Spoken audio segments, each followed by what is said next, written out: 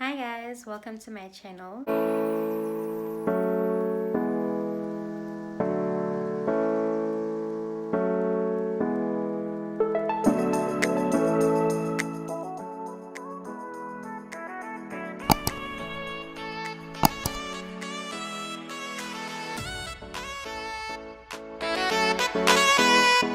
name is Keneiloe Myoli. If you're here for the first time, welcome. I hope that you will like it here and consider subscribing to become part of this family.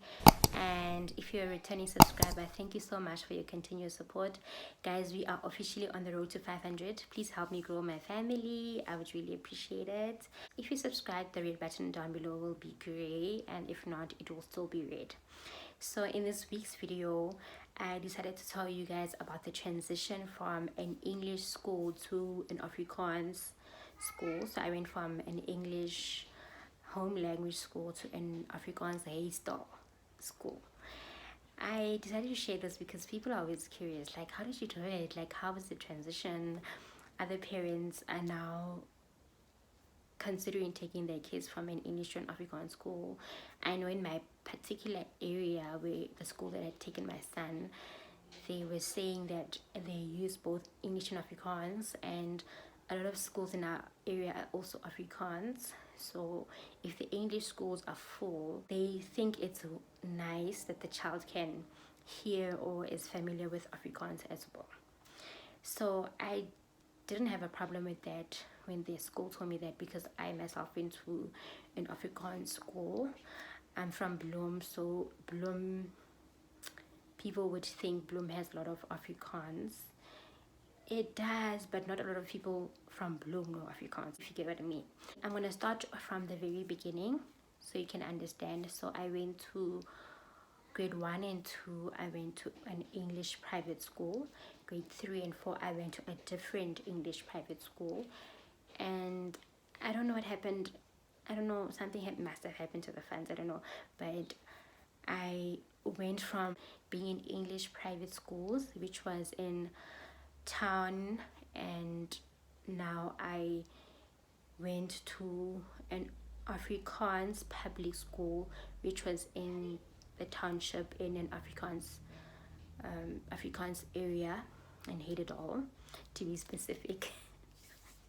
So yeah, so when I got to the school, even though I had very good grades, I was told that I would need to repeat grade 4, because grade 5 is considered to be a senior grade. So if you don't know the language, you're gonna struggle. I don't know, thinking back, I think that my family should have fought for me to do grade 5, and if I fail, I fail, which I doubt would have happened. But my family agreed, I think also because most schools were full at the time.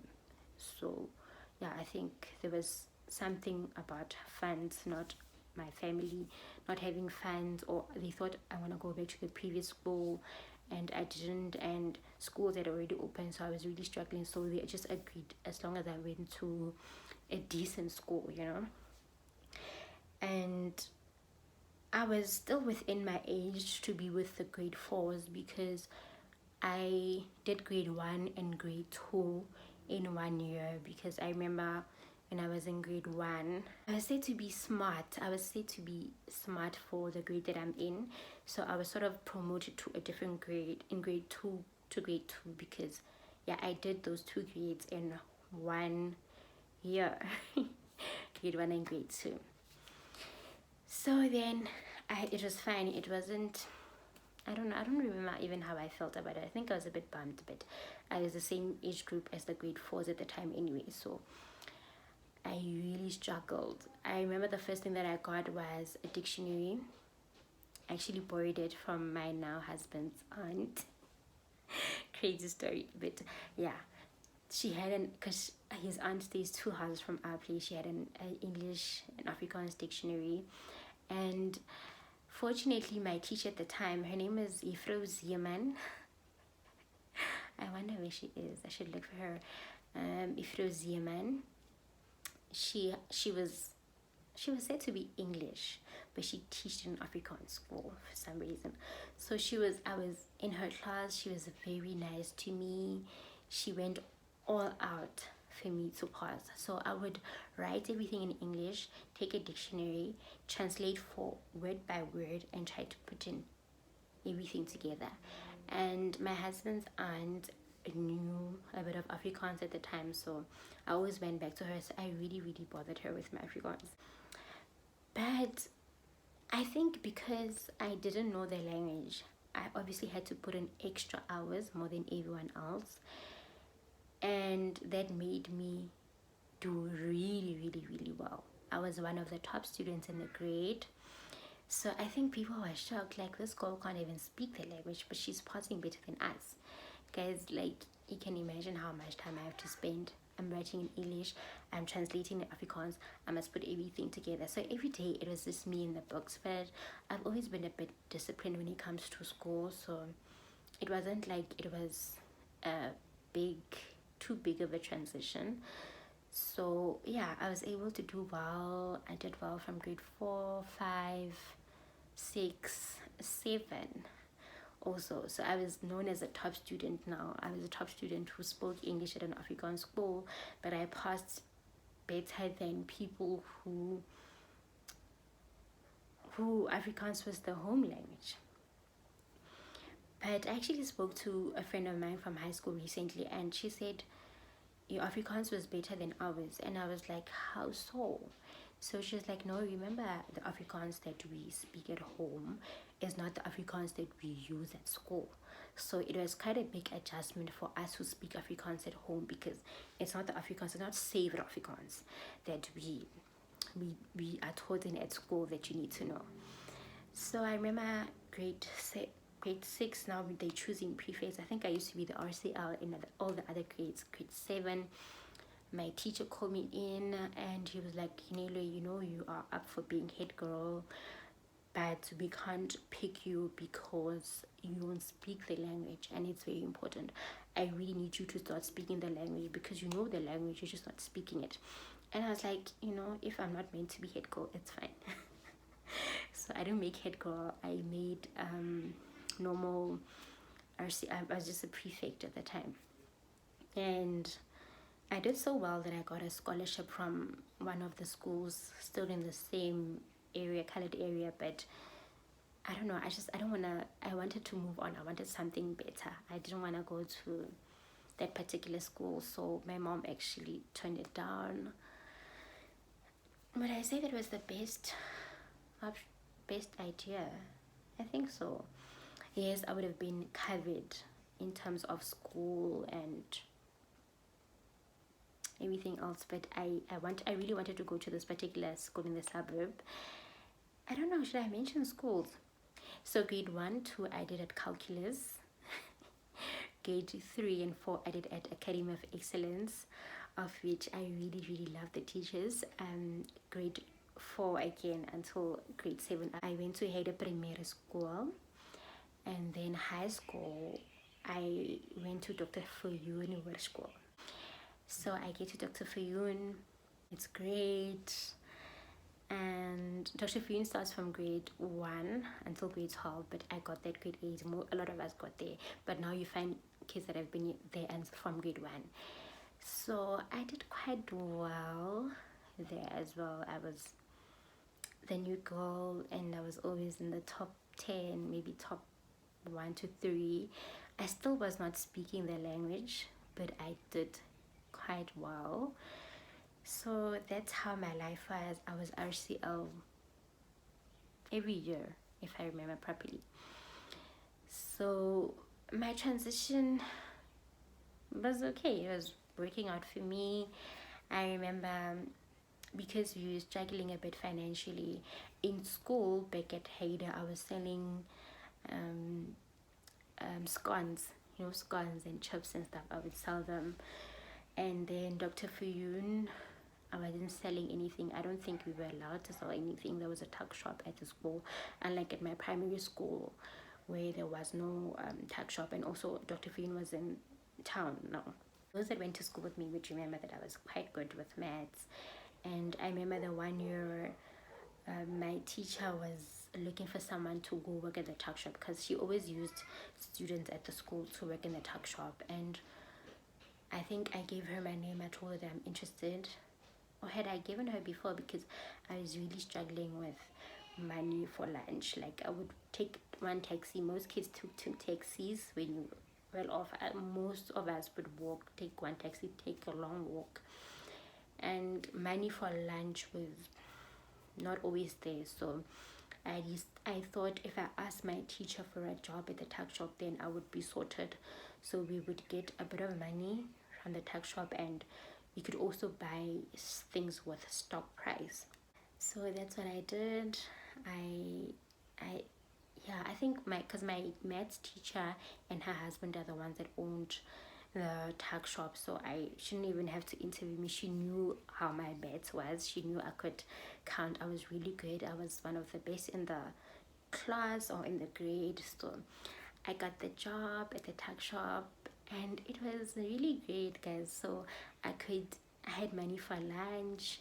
I could eat what I felt like eating, and I could buy things at a really affordable price. So I did that. I think it was grade 10 and grade 11. I think that's when she would hire us. She wouldn't hire like grade 8, grade 9. She would wait for you to mature a bit. So I was always busy during school breaks, and I had to stop in grade 12 because I was appointed head girl. I was appointed head girl. Prior to that, I don't remember there being a black head girl, because our school at the time was predominantly white because of the language, and it was in the suburbs, where as my primary school there was no white people at all. It was just blacks and colored. So I remember I was the first I don't want to say the first, but the first one that I knew of at the time that was appointed head girl. And I don't know, guys, it was at a very interesting time at the school, because when I was in grade 11, I don't know if it was the department or the school, I think it was the Department of Education, they decided that they are going to be introducing English to the school. So you were going to have students that did English home language and not just Afrikaans. So for me, someone who was very good with English, also it was a good time. I remember I was so excited when what grade were they? Grade 8. So I think they only took, they started the grade 8 when I was in grade 11. And then, so I was quite familiar with a lot of them. They seemed to like me. I was like an older sister. And then by the time I was appointed head girl, there was this change in the mood at the school. I remember everyone was so happy that, there's a black girl, she can speak really good English. Now there's English speaking students and they can relate to someone. So a lot of them looked up to me like their big sister. I remember it was so nice, guys. And I unfortunately, like I said, had to stop working at the tuck shop because now I had duties during school break with the head boys. So we'd have to do rounds on the school grounds. I had to organize events and stuff like normal prefects, if you know, normal prefects, RCL duties. But yeah, I was speaking a bit of Afrikaans, English, but obviously everything was in Afrikaans. What did I do in school? Okay, Afrikaans huistaal, Engels, wiskunde, lewensoriëntering, rekeningkunde, lewenswetenskap. What was the seventh one? I can't remember. But it was science. I think it was feces, actually. Yeah, I think it was feces. So physics, right? Would I advise a parent to take their child to an Afrikaans school? Yes, definitely.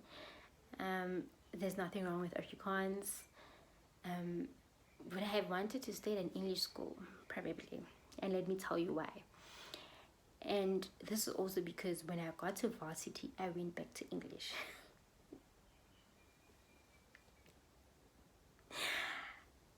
I went back to English because at varsity level, all the textbooks are in English. So you'll be in an Afrikaans lecture room, you'll write in Afrikaans, but the books that you're studying from are in English. And also, the English in varsity is not the English, it's not South African. The people who wrote the textbooks are not South African. So the Afrikaans is slightly different. So then I was like, you know what, I went from English to Afrikaans, now I'm going to go to more complicated Afrikaans, and I didn't do it. So you even get people who know Afrikaans and they study in English because the textbooks are in English, and English is easier than the Afrikaans that is written in the textbooks. So now I went back from doing accumulated depreciation in Afrikaans, so it was called opgelope waardevermindering, and I went back to accumulated depreciation. So back to square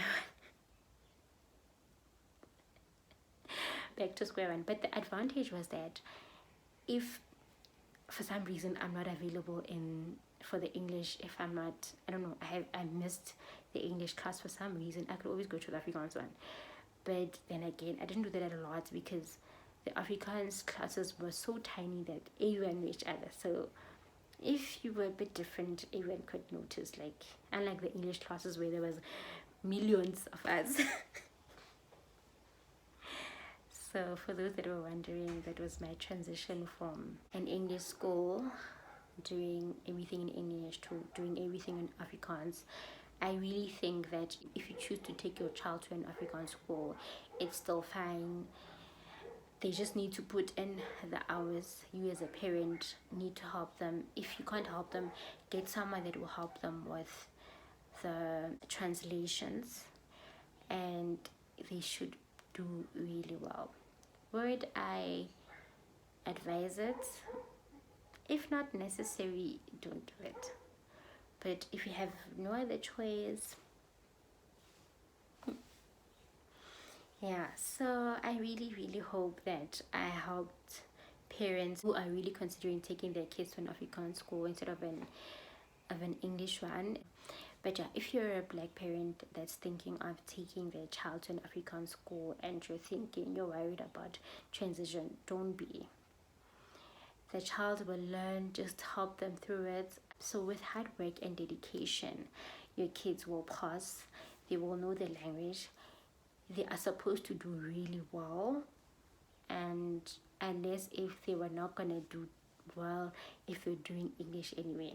So I really hope that you enjoyed the video. So if you did enjoy it, please give it a thumbs up. Share with me your thoughts in the comment section down below. If you have a video idea, please let me know also in the comment section down below. Share the video with those that you think will benefit from it, and until the next one, bye.